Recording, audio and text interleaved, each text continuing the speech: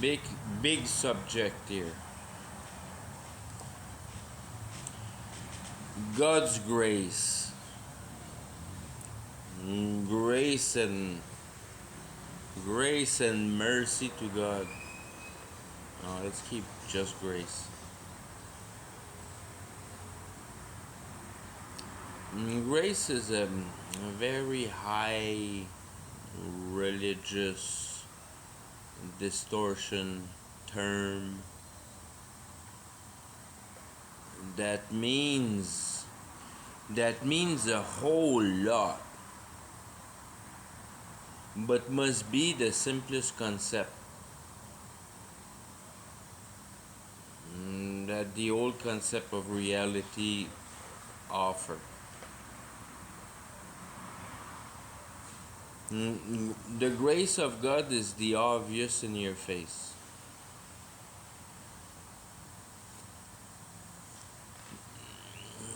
In the manner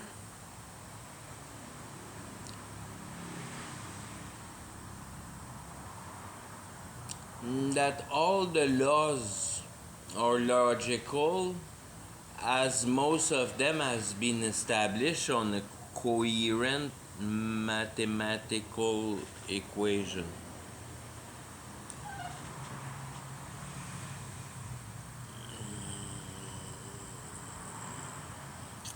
All the ways that nature they're geared, they're separated, they don't mix, you'll never have a cat horse. There's a certain line of law that are applied on a huge multitude of things that have, in a way, as we know that we don't know all, kind of try to make it stand in all one system, feeling that not only there could be a possible way to explain, as an instance, reality on a mathematical equation, as it would almost bring about some kind of a stage of salvation, that through puncturing that kind of ideology, you'd find the reasoning of life.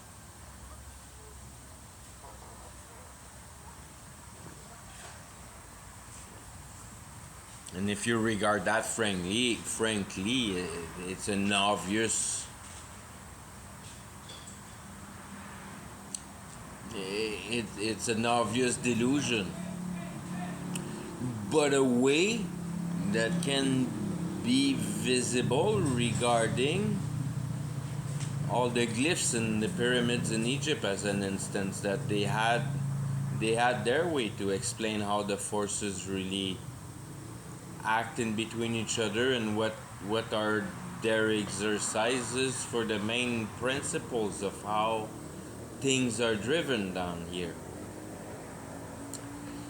And it's clear that, I mean, if I feel that I have a certain understanding of those, especially like the big principle ones, these are the ones. But it's very much the Bible teaching me that dimension of relationship that substantiate that warfare, the spiritual warfare.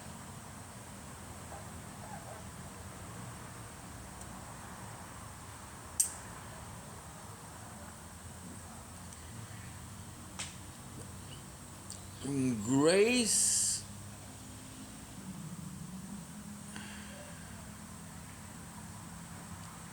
it's the harmony of everything that holds reality together even though we don't know all the mathematical equation, knows that everything is intertwined into each other like gears. There's no room for slipperage or confusions or everything that consciousness in a normal state, not when you're doing mushroom and you still see a distortion of reality, but that if you put your the mind part of you, the part that reflect, knows that the thing is out of a certain understanding, a certain intelligence, a certain intelligence capacity, and then bring it down to see it as as as an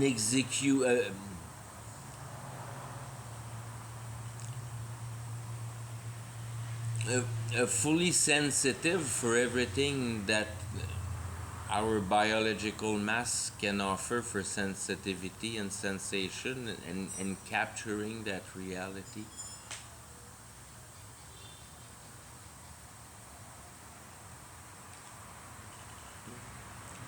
is is the utmost realization of an intellectual capacity that has immensely more power than what you have.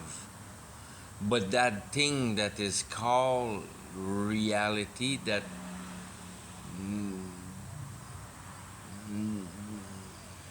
that is kind of part of your soul somehow, is acknowledgeable, evident, that the whole thing is true, is compatible with the mind.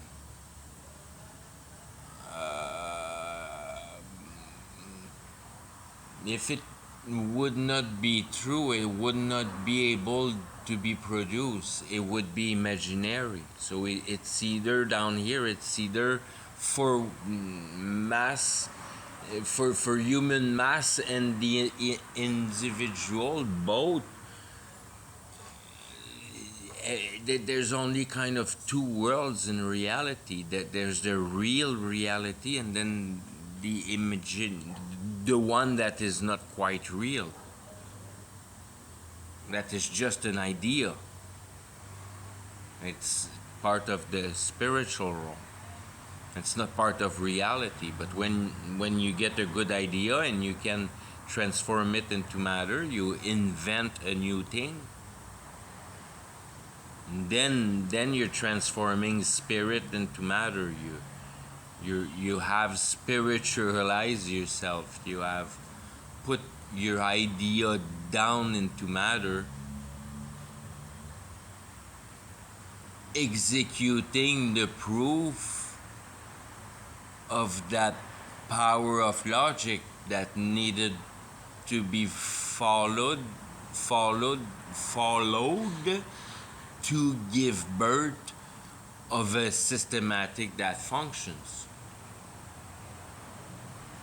A systematic that don't function has a lot of imaginary stuff in it, a lot of lies, a lot of things that are not true, things that are not real, or taught wrong, or in error. And the systematic is confused, the systematic is not efficient.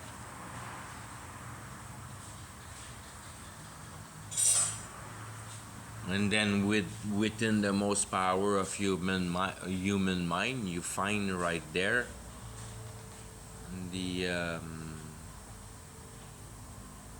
ability of diagnosing, if you know the system, and repairing and bringing into order the deficiency.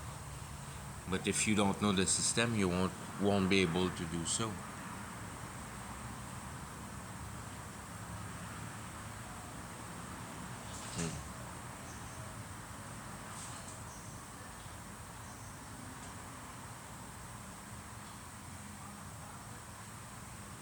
So everything, God grace is the manner how through concrete or observable things that you can observe for a certainty can be comprehended if you find a logical systematic that explains it in the most integrality that you try to render into that justice, into that functionality, that ability to function.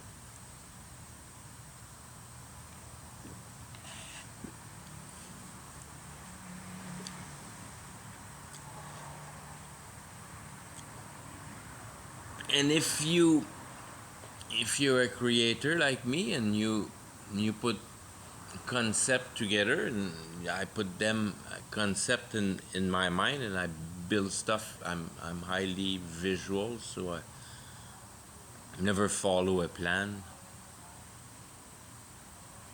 But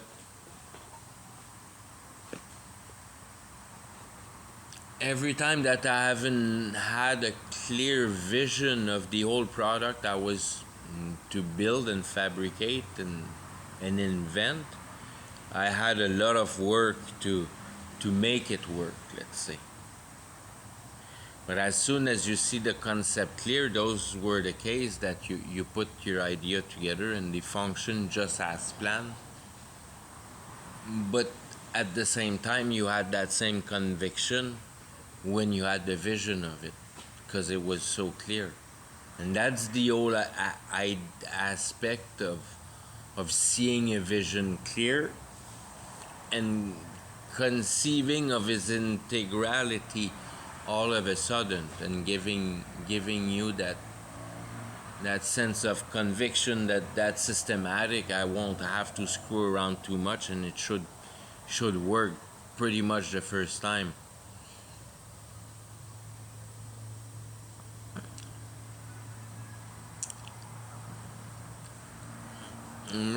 Rendering that explanation of ideology in the manner that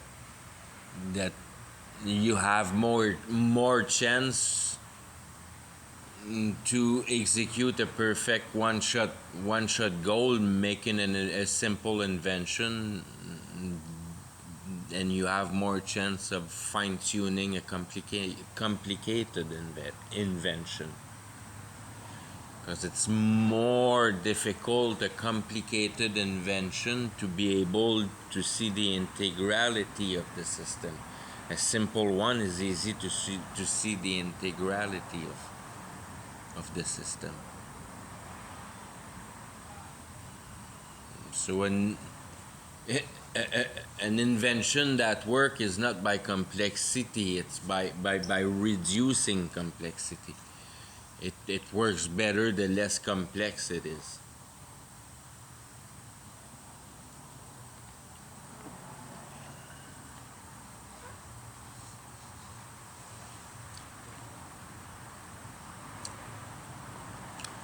All those terms that you can apply in matter and start making sense of them, because they relate so, I mean, basically, and they all fit together easy, and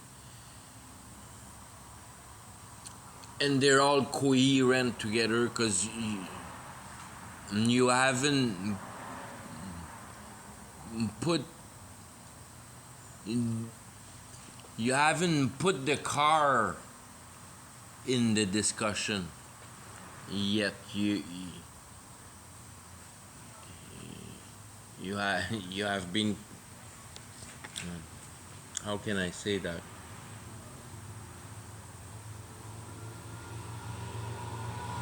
talking about the principles of the car, that you need to move around and you need to find a solution to put some wheels together and all that. And the color of the dash is not quite important because you're not sure that that thing will have a dash anyways, because you're talking transportation.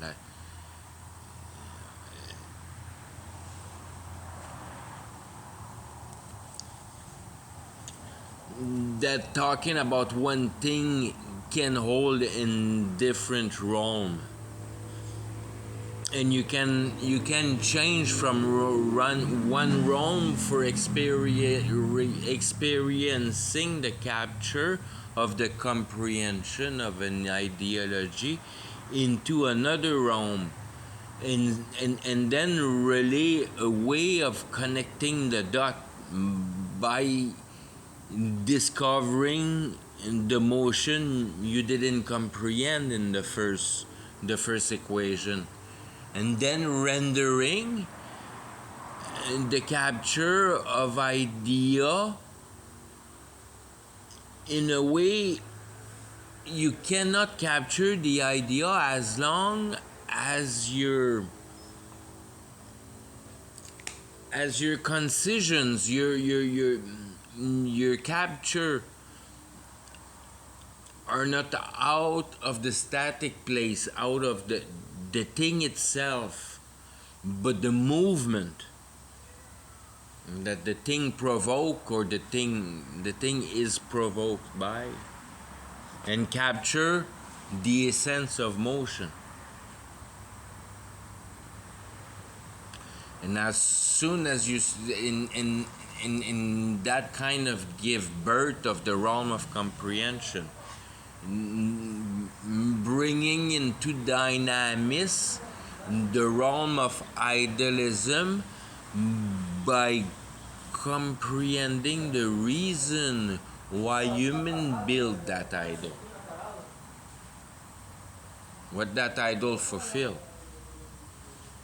And then let's say for some odd reason that idol is related to peace.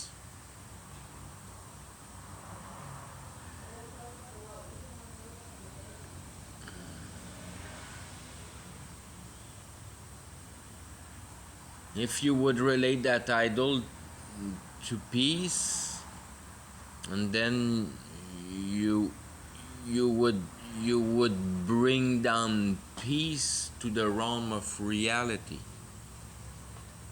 And peace doesn't belong in the realm of reality. Peace belong in the realm of comprehension, of comprehending that reality.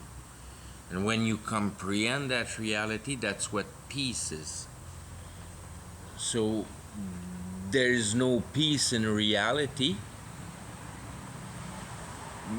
but there's only comprehension in reality. You can only comprehend reality to extract hope out of it. And that's the only way you can capture hope. So it's impossible that the static thing can accomplish hope when it needs from your part to make the effort of generating intelligence, put things together, think. So you need to generate thought. If you don't think about reality, you'll never discover its use, why it's for, what it's made out of, and what's its systematic for what for. Mind reality. If you don't mind reality, you'll never try to concise of reality. And what should get you on the ball of concising of reality is if you would mind the affliction, acknowledge that there's something wrong, and then what is wrong, concise of the affliction.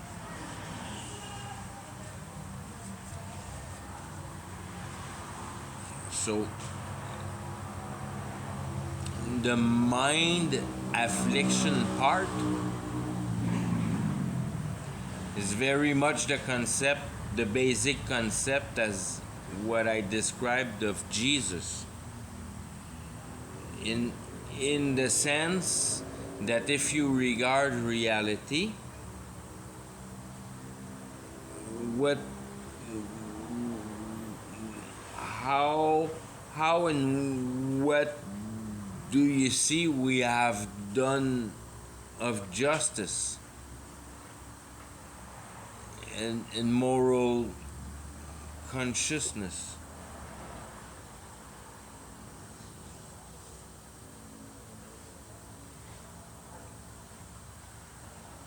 And we're scared to live on our own planet.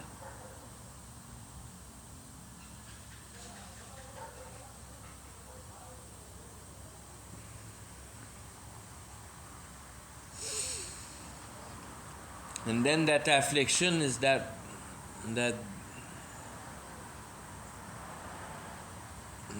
logic that is logic, but nobody follows that logic that we're destroying the Garden of Eden for the unsatisfaction we have according to what we perceive of what reality should be. So it's pretty far from trying to understand what reality is for.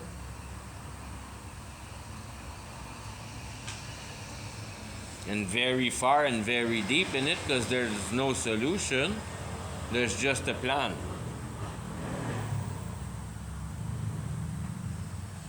And the plan is the end time.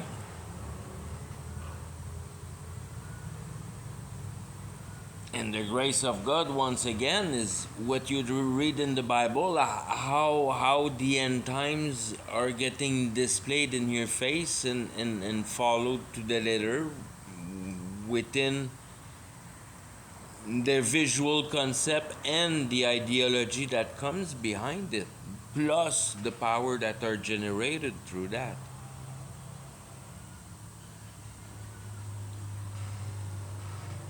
But in a simple way.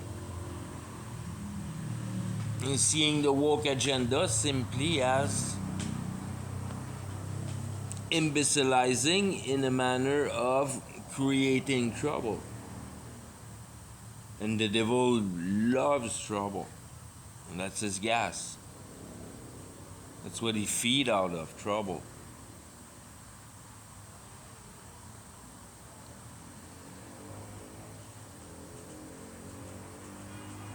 So the grace of God is really that He puts you all the elements right there in your face. He shows you how you fucked up His garden, and that should come and prick you to the heart, as they say in the Bible.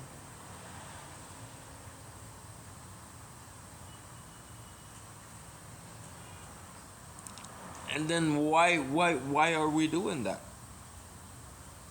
Right, because we're all evil possessed.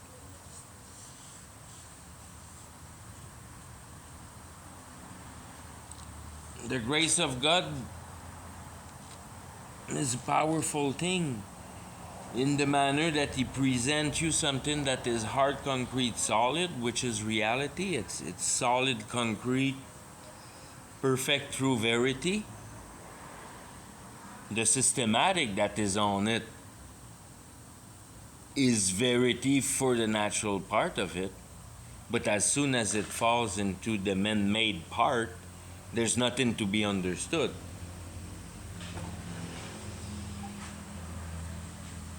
So you don't even try to spend one bit of time in mind matter to try to really understand what happened in reality, because you'll never know it.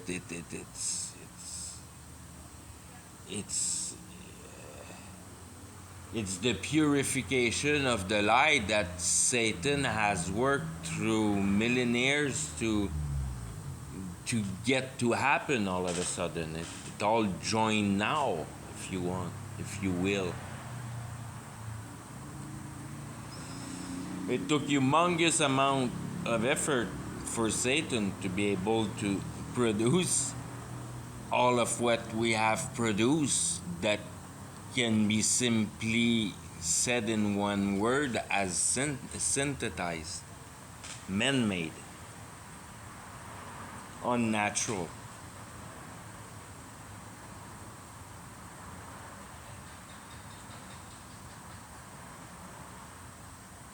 And that's the curse. That's the curse that nobody sees that we're eating our house.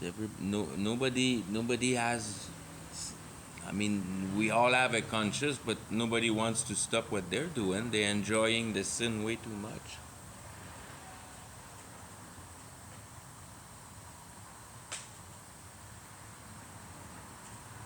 I'm gonna take off on a little offside subject there, but when you get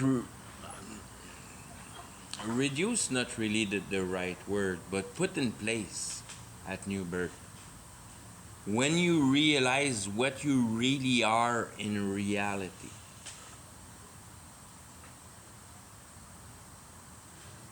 that really sets you much back, and then you understand that you're much ahead also.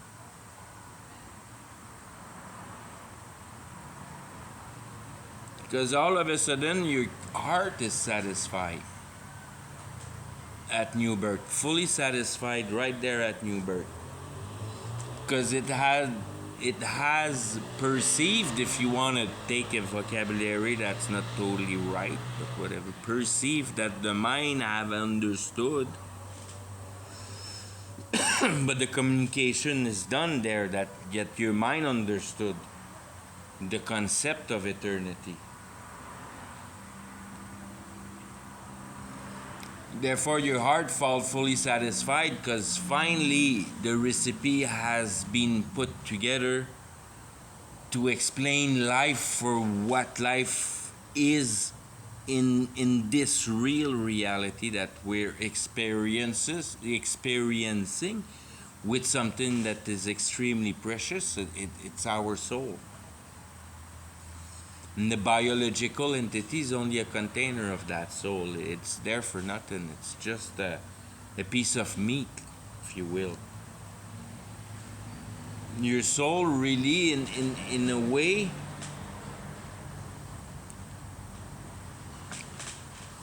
englobe your intellectual capacity, not for your reason,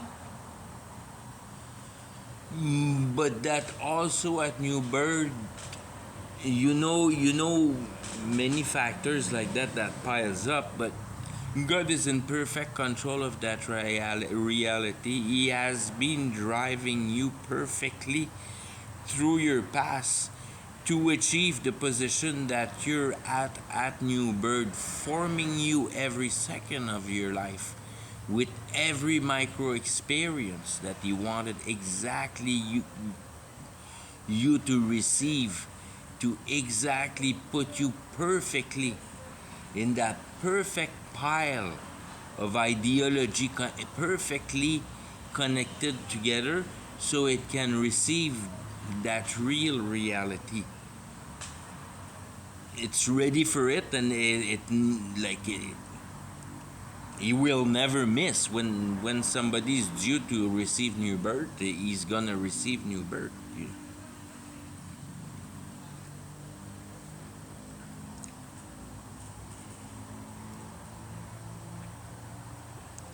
So with that put in perspective, you also put in perspective that life that you think it was yours, it's not yours. It's His. It's God's life. And you're glad now because you know it's God's life, and it was God's life before, but that you learned that later in the Bible, because You don't get all that all at once. You kind of have to work them anyways. But making it clear that that biological entity belonging to God, belonging to the devil before, having Jesus within you but unrevealed. So you're fully in a way with the devil, but and everybody's the same way. In a way, God controls them the same way.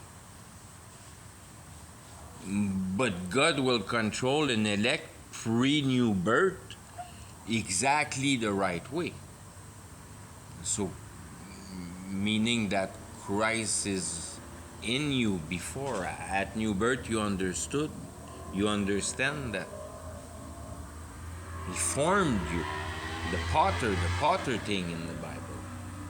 It's Him that formed you. You really have a good grasp on that you understand why you went through that past perfectly. It's not tell that after new birth things gonna be kept that way, but there's no other way that things won't be kept that way. The plan has been that before after new birth reality don't change. So if the past has been predestinated, the future will certainly be. It's the same wrong. It's reality. It's your biological entity and time within reality. The little microbit parts of history that everyone's creating. The earth being a tape recorder, having all your effect approved on here. All your signatures, your papers, your house, all your stuff is impregnated in reality, and then that's just to give you an idea that you have done all that, but that's just a reflection of what you have done in real reality, which was in reality that to conceive of your own reality in the manner that all your life you have work achieving the work of what a good man demands to be worked. Not a bad thing to do, but it's completely inefficient in any manner of trying to find salvation. It's the complete opposite spectrum.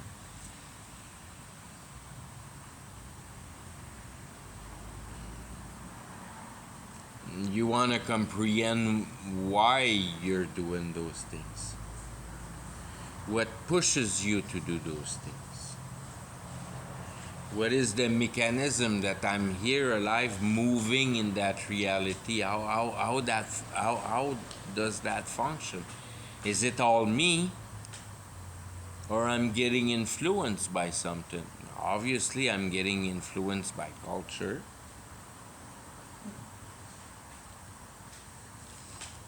And then when you don't have to break that apart really harshly to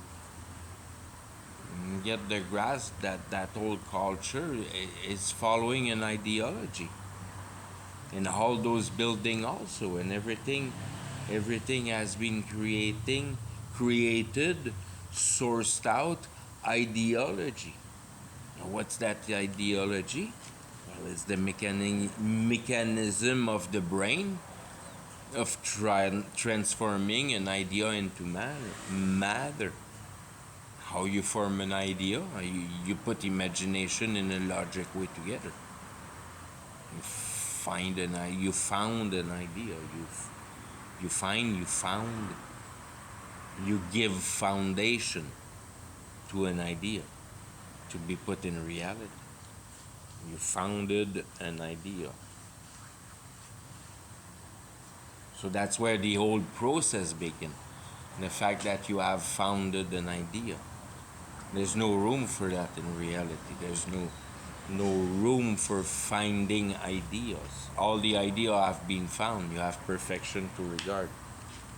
You're fucked. Yeah, I mean, there's no going around that. You can't go around that. You're here to comprehend that reality. That's what your brain capacities are for. You can't screw around with your brain matter and keep yourself alive. That's not. I mean, the thing is that motion doesn't participate into salvation. That's all. That's all. Really, the whole thing will burn. Don't feel bad about it.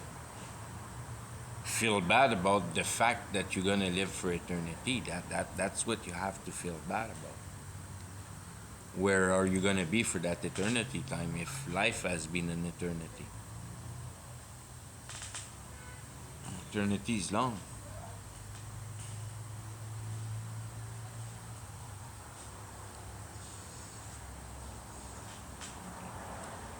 One motion doesn't incapacitate the other. It's not like it's not. You don't have to comprehend a car to be able to drive a car.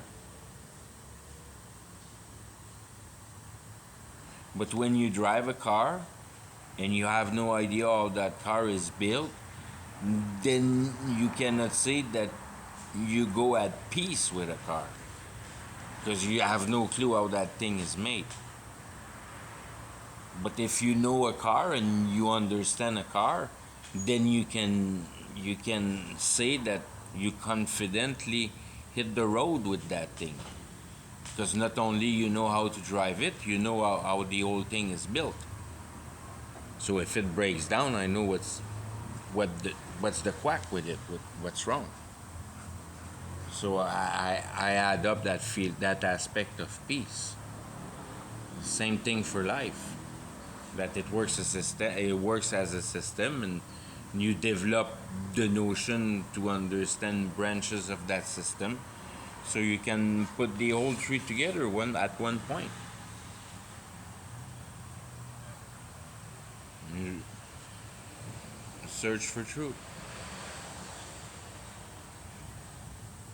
There's no other motion than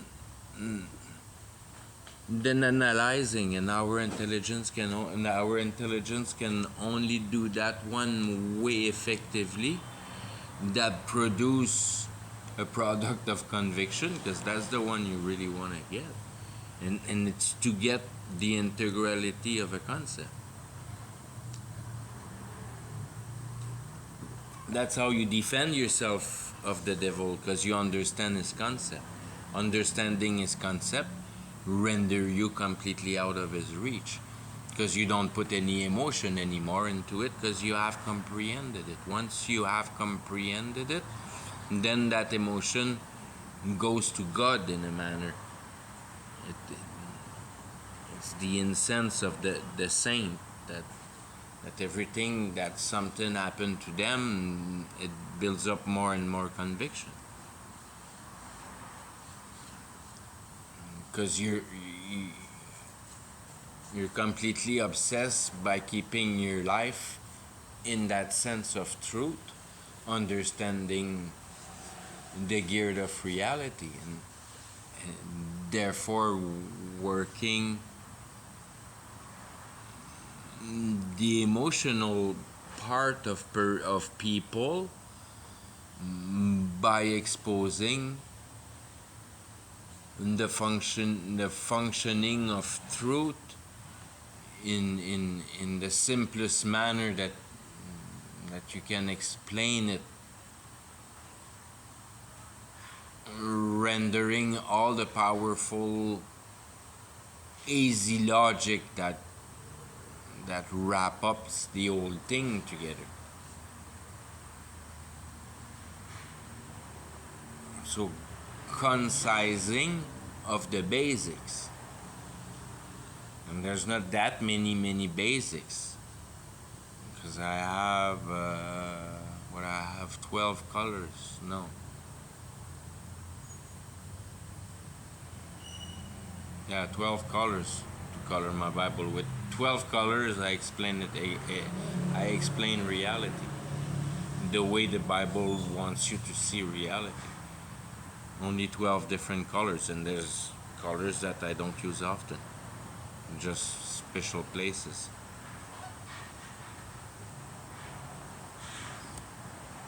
But I use 8 mainly. That 8 explain a lot about life. What are the 8? Okay, I'll count. And the first one is reality. For everything that reality is. The second color is mind, like the crisp mechanism and power of the mind. So everything that has to do with comprehension and being able to put things together and minding, thinking about, like trying to conceptualize, putting everything that has to do with intelligence. That's the blue. Cause then I have another color that is concision, and that is really put the effort of putting separating thing and make the work of minding into a science. Now that you have wrapped up a whole bunch of questions with your mind, process those questions with concision. So you really apply your mind to comprehend what what your mind can capture. So that's a super important color. The green is it's your exit door. And that's how you process through that screwed up, fucked up, ugly, nasty reality we're living in. Because after that, it's so much nicer if you're part of the elect. And then there's spirit for ideology and everything that has to do with what that mind can capture for exterior of herself and the interior for the feeling and the interior for the feeling. Yeah, that too. So whatever the pineal gland captures. So, but you have to watch out for the feelings, because yeah, those feelings. But I mean, I never had those feelings, so I cannot talk that way or anything like that. But when you comprehend really what those feelings are, they probably vanish. You probably cut yourself out of them. And that's pretty much how you heal yourself, by comprehending the error. That's why concision in mind is so important. So the yellow, the spirit, there's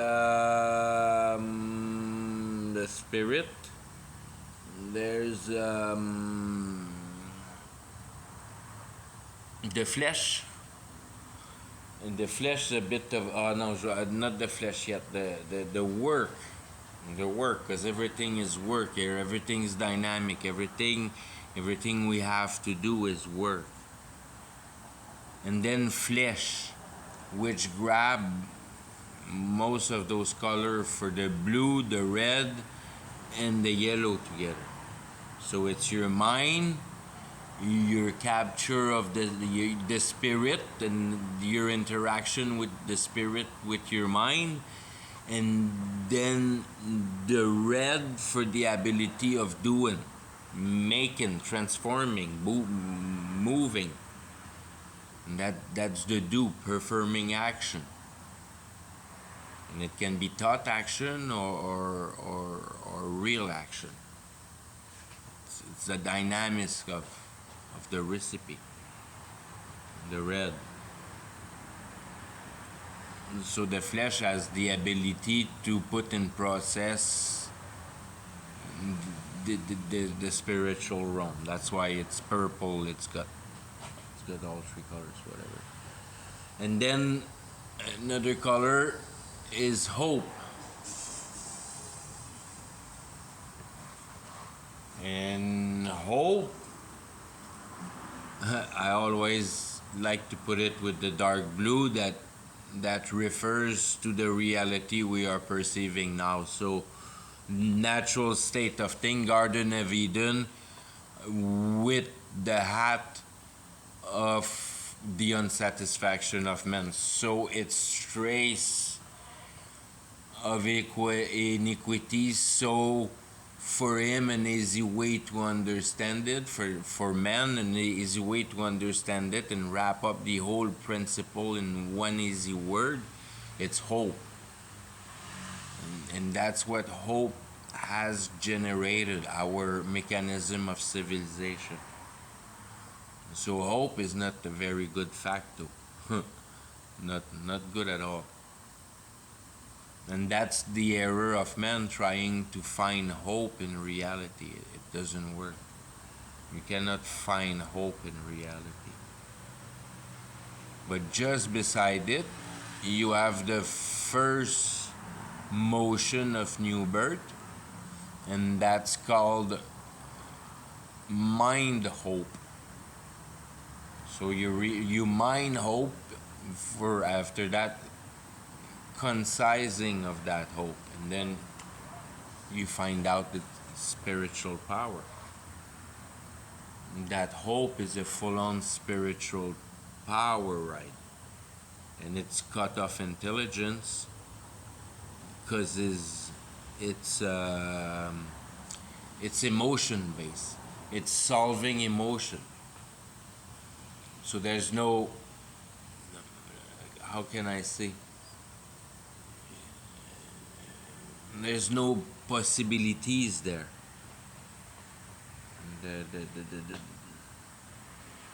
The spiritual power don't use the mind. The spiritual power use the emotion. That's how the spiritual power is put in place and worked with. It's got nothing to do with intelligence. It has to do with emotion. That's why the church is so dangerous today, because it's completely emotion driven. There's no intelligence in it. And especially no intelligence of the conceptivity of the systematic of reality. And that's what's crucial. You gotta understand what reality is. If you don't understand what reality is, you're trouble. If you're trouble, you're going to hell. If you die trouble, you die without having realized what's the servitude of your life. And then that's the non-pass. That's the non-pass. You cannot pass to paradise if you haven't understood what life is about. That's your pass. That's what you receive at new birth. You know what life is about. And it's as simple as that, because you have understood the systematic of reality. Redeveloping one other time is to have comprehending that life resided in comprehension. Comprehension of the spiritual realm, not the execution of the spiritual realm.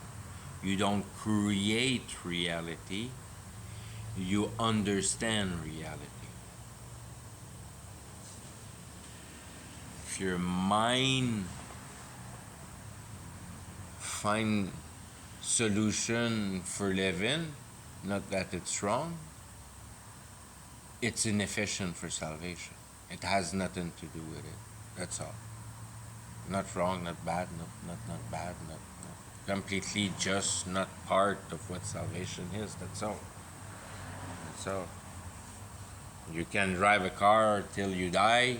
If you never open the hood and inquire about the engine, you'll never know how a car is built. You have to be inquisitive about that if you want to have the answers about that. That's the accusation you get to God. You get from God. How much do you know about reality? That's what He's gonna ask you. How was life? Same question. It's the exact same question. How was life? What was reality? Because you don't really conceive of that because you don't really have a grasp of what your heart is before new birth. But once your heart is enlightened, it's kind of, oh, that's my heart. Okay. Conviction. It's conviction. You got it. So your level of conviction onto reality is where you go for the rest of your life. So how much you're convinced about reality, how much you were convinced about life, what life was for you in your heart. And that's what you get buried with. Nothing to rectify that because reality don't exist anymore. And everybody's thrown in that, and that's what keeps life going. That's what kind of generate the power for. I just learned that kind of today. Kind of all fall into place today. That's what keeps the life for Jerusalem to be kept alive, because everything is holy. So the tree of life is Jesus. In the middle of New Jerusalem is Jesus. The temple is God, but God is way bigger than that. And God just described everything that He was. He was everything. So the fire of hell, it's His also. It's His precious. It's His pile of evidence for His righteousness. And that's all the evidence. And that has energy because it's living eternally. It's gonna live forever. So it's gonna generate the basic essence of the devil, I suppose, because that's what the Bible is telling us about that center realm there that is just beside reality, that's spiritual, and we don't go further than that. Bit of the mechanism of Mother Earth and that kind of bullshit, but we don't go much past that. Never conceptualize of the light without the technology or within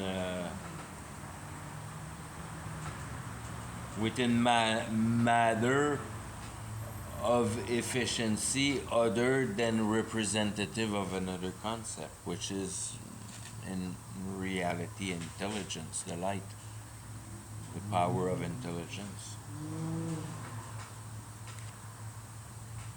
But much more than that. That's what the religions are. But the light is the whole. It's Satan. And whatever God is, Satan is. And whatever God knows about what is, Satan know about that one also. Whatever God knows, Satan knows. The only thing that Satan don't know is how to. I mean, he didn't put that thing together. That's all.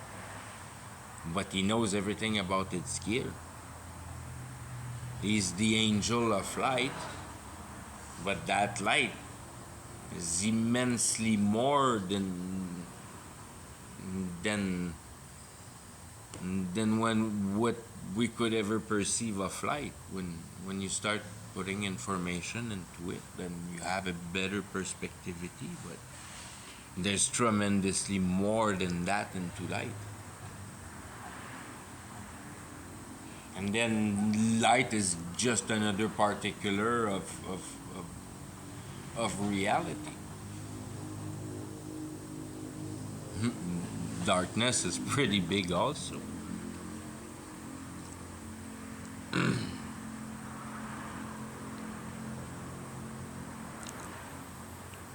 And you see that's such a that's a whatever. I'm gonna get lost with that. I'm done. So yeah, God's grace is really the ability to be able to to be able give you an ability to be able to trench in all those concepts and try to keep everything logic and balance and raise them spheres of thought together and not mix things and understand what are the effect of interacting with different level of things in reality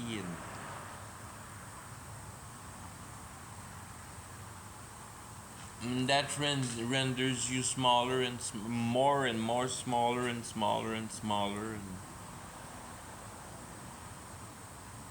really getting the idea that you're a little piece of nothingness if you don't wake up and catch on the concept that's happening here because where you go in for eternity I wouldn't want to go there once I know what it's there I didn't know before but it just needs some I mean just need a realization of where you were going and you didn't know where you were that you were going there that oh my god I don't want to go there anymore I know that the other hemisphere is much better to be in the realm of the comprehension of the expansion of the mind of the expansion of creativity but in a just manner having seen the effect of an unjust manner here on earth have coordinate the experience of experiencing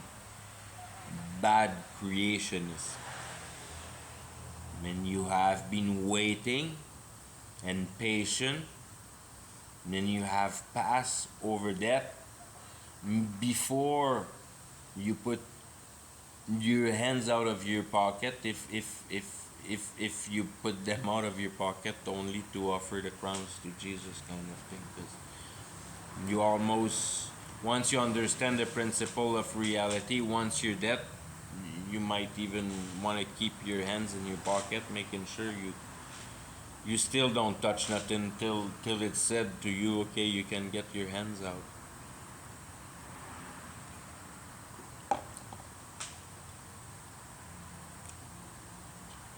Your hands, that's your cursor. Your freaking hands.